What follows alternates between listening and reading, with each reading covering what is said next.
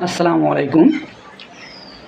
দীর্ঘদিন যাবৎ ন্যাচারালভাবে আমি ট্রেনিং করাইতেছি এবং করতেছি আলহামদুলিল্লাহ।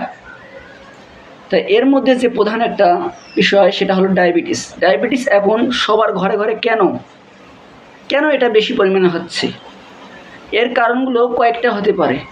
এখন আমরা বেশি পরিমাণে লবণযুক্ত খাবারগুলো খাচ্ছি। এতে করে আমাদের রক্তের কোলেস্টেরলগুলো অনেক ভারী হয়ে যাচ্ছে এবং রক্তকে মোটা করে দিচ্ছে। এতে করে আমাদের অনেকের ডায়াবেটিস হচ্ছে, এটা একটা কারণ। 2 নম্বর হলো অ্যালকোহলযুক্ত খাবার। বাহির যে খাবারগুলো খাচ্ছি, যেগুলো তেলযুক্ত খাবার, চর্বিযুক্ত খাবার, বিভিন্ন RC 7 আপ, এগুলো যে খাবার আমরা খাচ্ছি, এই খাবারগুলো সর্বপ্রথম আমাদের যে রক্তের যে একটা কোলেস্টেরল লিমিট আছে, এই লিমিটটাকে কমিয়ে দেয়। রক্তকে পাতলা করে দেয়। এই পাতলা করে দেওয়ার কারণে রক্ত আর স্বাভাবিকভাবে আমাদের কাজ করতে পারে না। এটা 2 নম্বর কারণ।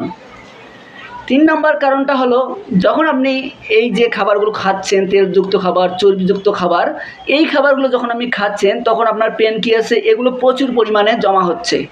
হজম শক্তিকে কমিয়ে দিচ্ছে, খাদ্যনালীর স্তরকে বন্ধ করে দিচ্ছে।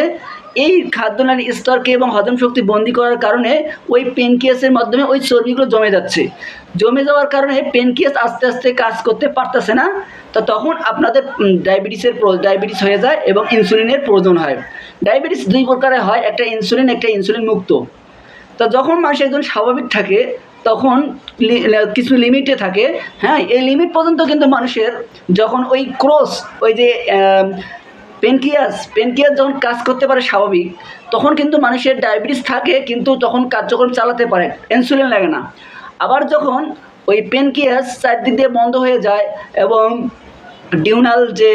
ডিউনাল যে আমাদের কোর্সগুলো আছে বা প্যানক্রিয়াসের যে ডিউনাল কোর্স আছে, এই কোর্সের কাছে, স্নায়ুর কাছে যে একটা সমস্যা হলো, এটা বন্ধ হয়ে যায়।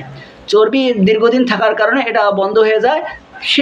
সেজন্য সকল রাস্তা বন্ধ থাকার কারণে ওই ব্যক্তিকে ইনসুলিন দিয়ে রাস্তাগুলো খুলে দেয়। ইনসুলিন যখন দেয়, ওই রাস্তাটাকে অটোমেটিকলি খুলে দেয়। সেজন্য মানুষ ইনসুলিনটা নেয়।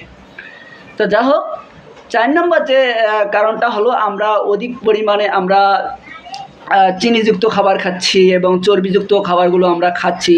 এই কারণে আমাদের রক্তের কোলেস্টেরলগুলো আস্তে আস্তে আমাদের নষ্ট হয়ে যায়।